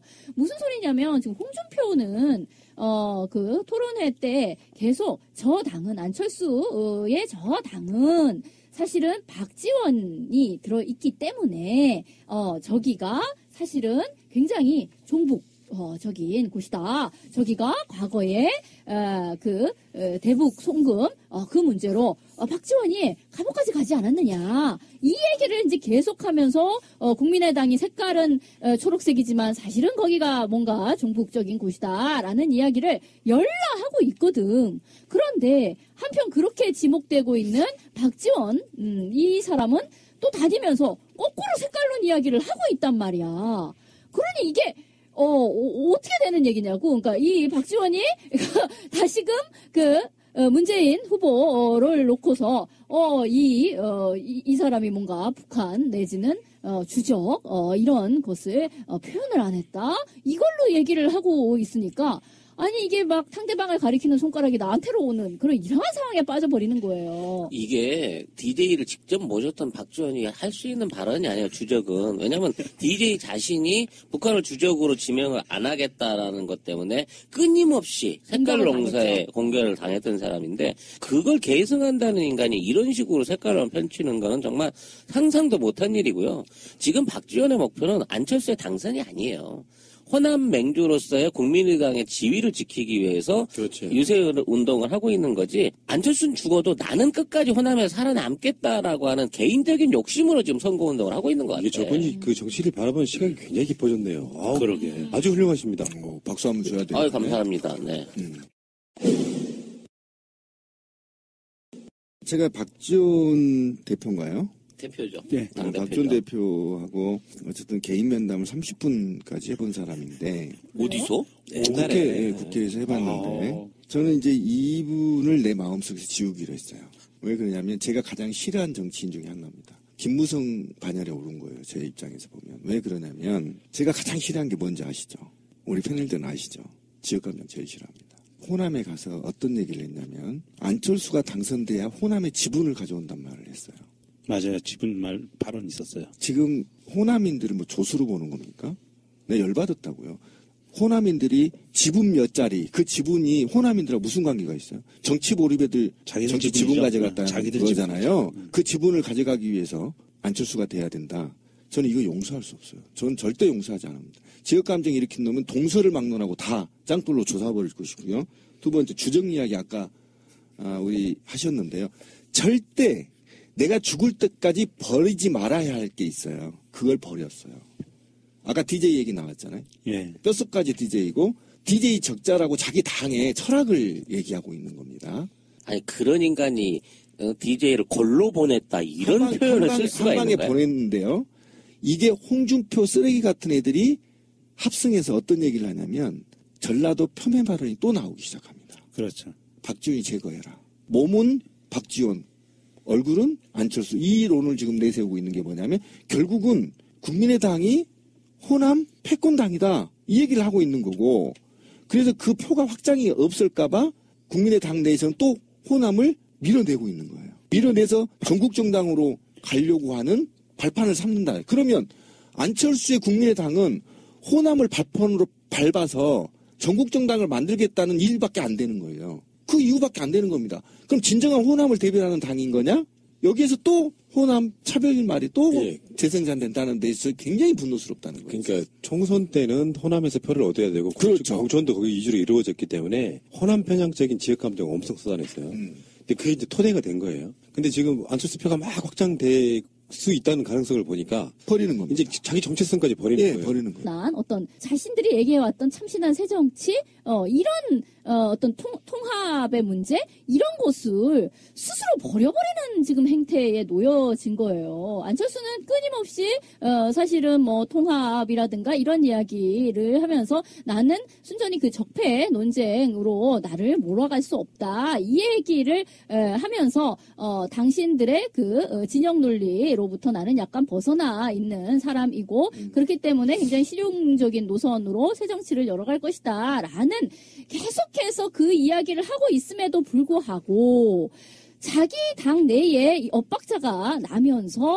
박지원은 예전에 그것도 너무 웃겨. 한 가지만 해야지. 이쪽 편에서 너 왜 주적이라고 얘기 안 해. 또 이쪽에 가가지고는 또 이런 논쟁. 그러니까 이거를 그 진영 논리를 재생산하는 구조로 빠져버렸다라는 것이 네. 이건 스스로 말아먹는 짓을 하고 있는 거예요. 그러니까 대선 토론에서도 적폐 세력에 대한 논쟁이 있었잖아요. 그거랑 똑같은 거야. 사실상 적폐 세력을 찍었던 사람들, 그 사람들의 반성의 토대가 안 된 민심의 기반을 두고 선거를 하려다 보니 적폐 세력들을 찍었던 그 사람들 입맛에 맞는 이야기를 해줘야 되거든요. 안철수 자체가 뭐 태생적으로 저는 뭐 최근에 제가 느낀 건데 이 사람은 민주 쪽 사람은 아니구나 결이 이렇게 느껴서 이건 차치하고라도 기본적으로 그쪽에 표를 얻고자 하니 적폐 자체를 찍었던 사람들이 좋아할 만한 이야기를 꺼낼 수밖에 없죠.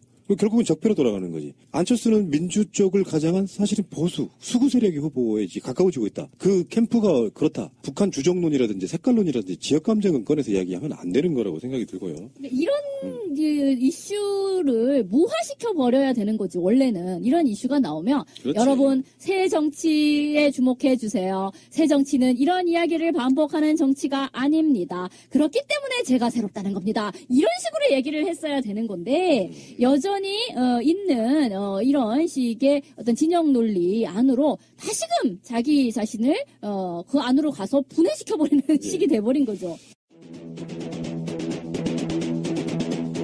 새가 날아든다는 정권 교체를 갈망합니다. 정책 이야기 한번 해볼게요. 여러분들이 요즘 고통스러워하고 계시는 미세먼지 이야기인데요. 자, 후보들 이야기하기 전에 여러분들께 질문을 하겠습니다. 여러분들이 대선 후보라면 미세먼지에 대해서 어떤 공약을 내시겠습니까? 미세먼지에 대해서는 국내에서 할 수 있는 거를 먼저 하자.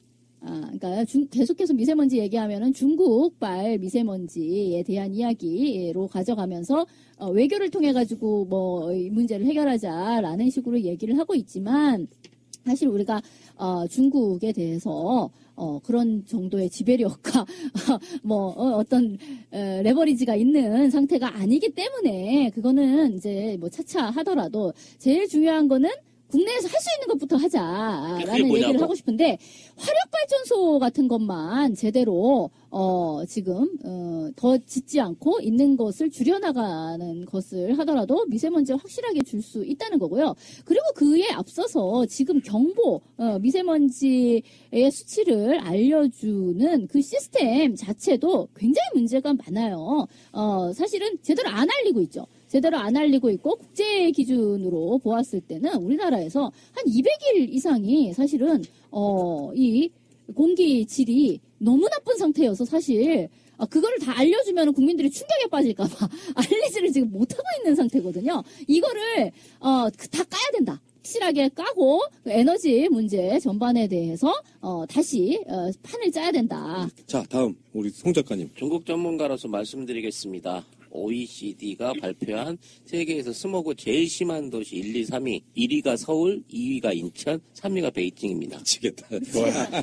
우리가 이제 은메달. 중국을 이겼어요? 중국을 이겼습니다. 정말 자랑스럽습니다. 와, 양궁이야 이거? 지금 오늘도 미세먼지 수치가 200이 넘는다고 하는데요. 50 이상이면 외국에서는 외출도 안 합니다. 근데 200이 넘는 미세먼지 수치가 200일 이상 유지가 될 가능성이 높아진다고 합니다. 어휴. 미세먼지에 5년 노출되면 폐암 등 각종 암을 유발시킬 수 있다고 하는데요. 발암물질이라고 해요. 예. 그러니까 이게 안철수의 딜레마인 거라.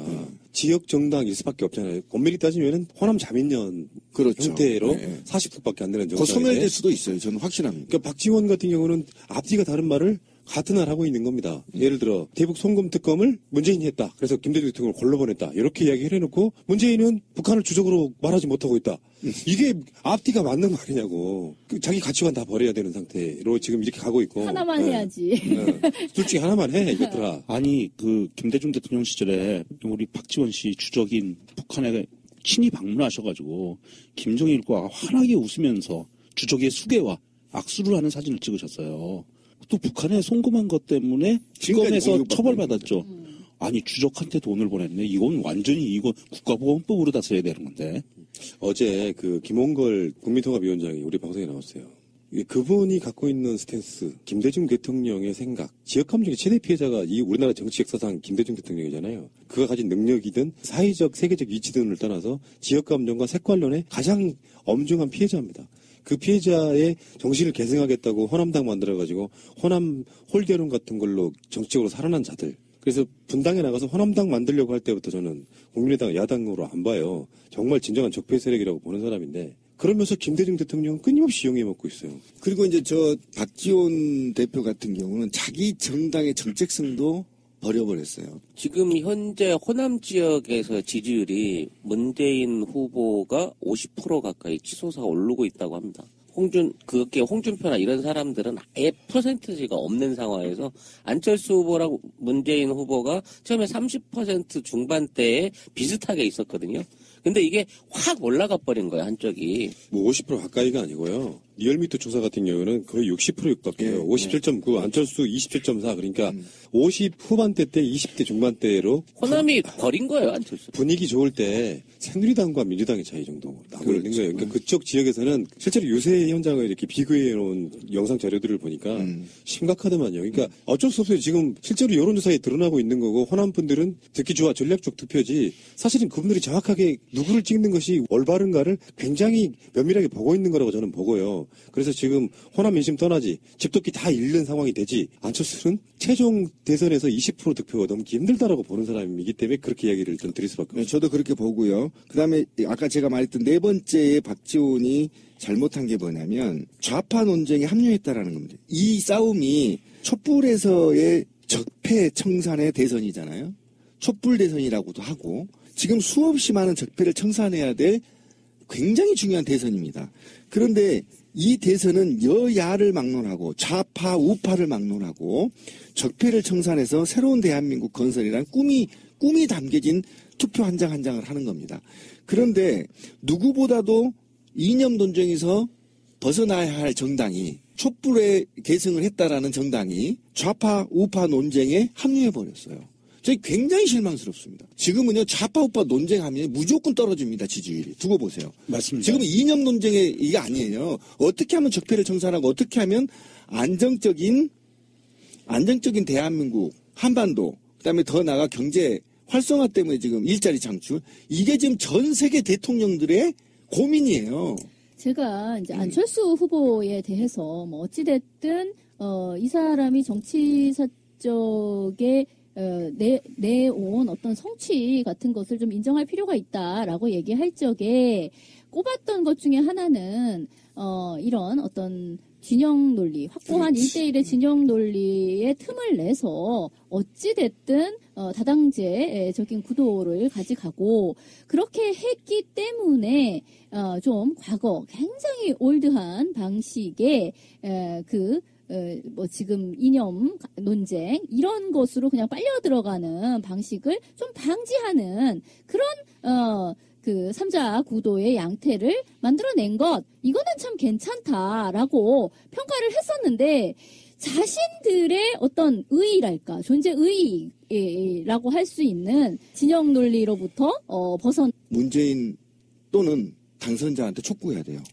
그래야 한반도 긴장이 완화돼야 경제 살아나고 주식 올라가고 국민 경제 좋아진다고. 맞습니다. 그다음에 중국인들 떼거리로 몰려와서 돈 쓰고 이건데 이 손학규 토굴에 너무 오래 있었다니까 이 양반이 지금 짜증나게. 지금 있잖아요. 지금 여러분들 그 웹 깔아서요. 전국에 있는 호텔 예약해 보십시오. 몇 % 할인인 줄 아세요? 한 70% 할인되고 예, 있어요. 70%요. 그래요? 27만 원짜리를 7만 원에 자고 왔습니다. 호텔. 4성급 호텔에서. 그리고 지금 명동에 얼마나 수입이 적어진지 아세요? 그 노점상 있으신 분들이 60%가 죽었대요. 지금 심각한 문제고 이게 지금 소송으로 비화되고요. 국가가 보상해주게 생겼어요. 근데 손학규 지금 아직도 이 민주당 출신인 사람이 과거 종북파를 하겠다는 거예요. 손학규 씨는 원상복귀한 것 같아요. 이 손학규 씨가 10년 전에 한나라당을 탈당하면서 네, 맞아요. 한나라당이 수구 보수 성향이 너무 세서 그거를 비판하고 탈당했거든요. 그래서 다시 원위치를 된 거예요. 손학규는 지금 홍준표 후보하고는 그 워싱턴 오리알 동기예요. 아, 그래요? 1999년도에 조지 워싱턴 대학에서 오리알 3인방이 동문 수학을 했는데 그 당시 그 3인방이 손학규, 홍준표, 이명박이거든. 이때부터 이제 미국 안에서부터 우정을 쌓아온 지가 벌써 20년 가까이 돼가는데 이번에 이제 홍준표한테 저런 전과자라 그랬나 아무튼 뭐 법원에서 지금 형학 두고 있는 사람이 후보라니 참 깝깝하다 그러니까 아유 저 양반 그렇게 안 봤는데 토굴에나 다시 들어가지 말고 그냥 광명저택에 그냥 짜부라져 있으시라고 이게 막 설전을 벌이고 있는 단계거든. 그러니까 이 지금 손학규는 너무 오래간만에 정치적인 복귀를 해가지고 감을 잃은 거야. 10년 전, 20년 전에 했던 그 정치 스타일을 좀 그대로 들고 나와서 뭔가 도와준다고 찌쩍찌쩍 하고 있는데 도움은커녕 오히려 지지율을 깎아먹고 그러니까 마이너스의 손이 되는 건데 마이너스의 손학규네요. 어쨌건 손학규의 색깔론 정말 이런 걸 구태라고 하는 거고요. 적폐죠, 적폐. 그러면서 이제 토론에서도 이제 주적 논쟁이 있고 박근혜가 탄핵되고 난 뒤에 선 것도 여론 논쟁이 할지도 않았고 생각도 못했네. 진짜. 심지어 박지원이 문재인이 주적이라는 말을 못했다고 공세를 펴는 발언을 지금 오늘부터 쏟아내고 있는 거예요. 최근에 우리 지원이 형님은 노망기가 있다는 소문까지 돌더라고. 그렇죠. 그 대놓고 문재인이 당선돼야 된다 소리를 또 공개 발언을 말실수를 하는 바람에 또. 국민의당에서는 지금 골치가 아파요. 박지원 대표 때문에. 일단 첫 번째, 박지원 사퇴론까지 나오고 있습니다. 예, 왜 그러냐면은 박지원이 안철수의 표의 확장에 도움이 안 된다는 거야. 전라도당 이미지 때문에 TK나 PK 쪽에 보수표를 가져오기가 힘들다는 거예요. 그런 것 때문에 박지원이 사실상 주도하는 사실상의 실소유주로 의심받고 있는 국민의당이 박지원이 거치가 굉장히 애매해진 상황이 있는데 그렇다 보니까 이제 사실은 저는 이렇게 봐요. 국민의당과 더불어민주당의 호남 쟁탈전이 이게 무시 못하는 상태. 호남에서 표를 더 많이 얻거나 의미있게 얻는 쪽이 사실은 민주개혁 세력의 그 적자라는 어떤 자기들 나름대로의 프레임이라는 게 있단 말이에요. 그렇다 보니까 호남에서 표를 얻기 위해서 이제 지역감정까지 서슴없이 지금 그것도 틀린 팩트로 문재인 당선 안 되면 대구 강물에서 빠져 죽겠다고 했다. 요거를 문재인이 했다고 이야기를 한 건데 사실은 홍준표가 한 발언이에요. 이 사람은 왜 이렇게 매일 헷갈려 해요? 일정 나이 이상이 되면. 그건 이제 폐명회가 될 수가 있으니까. 아니, 근데 이게 왜 그러냐면 소셜미디어 사회가 돼서 그다음에 인터넷 매체가 발달이 돼서 이게 기사화 되는데요. 만약에요. 이게 이런 시대가 아니었으면 이게 먹혀요. 지역에서는 먹혀요. 이게 폐쇄되어 있기 때문에. 그런데 제가 우리 방송에서 몇 번 반복했지만 시골에 한번 다녀오면 이상한 소문을 듣고 와요. 예를 들면 제가 방송을 했잖아요. 사드를 문재인이 도입했다고 해요. 전라도 갔더니. 그래서 어르신들이 그래 사드 문재인 때문에 도입한다면 이렇게 무슨 소리 이게 누가 들었어요? 택시기사들이 그런데 전남 전북에서. 그러니까 그런 식으로 허위 사실을 유포함으로 인해서 그 후보를 물타기 해버려요. 근데 대통령 선거 기간 동안 후보들의 사진을 찍기로 했다. 500mm 망원 렌즈를 통해 본 문재인 후보의 얼굴. 추모 노래가 울려 퍼지는 동안 애써 울음을 참았지만 그의 눈엔 눈물이 그렁그렁했다. 평생 사람 얼굴만 관찰해온 나는 얼굴로 그 사람의 마음을 읽는 재주가 생겼다. 이날 눈물을 훔치는 문재인의 슬픈 표정은 일부러 만들어낸 것이 아닌 진심으로 보였다. 그가 대통령이 되더라도 하루아침에 우리나라가 바뀌지는 않을 것이다. 취임과 함께 수많은 걸림돌이 그의 앞에 놓일 것이다. 그렇더라도 나는 가슴 아픈 일에는 눈물을 흘릴 줄 아는 대통령을 갖고 싶다.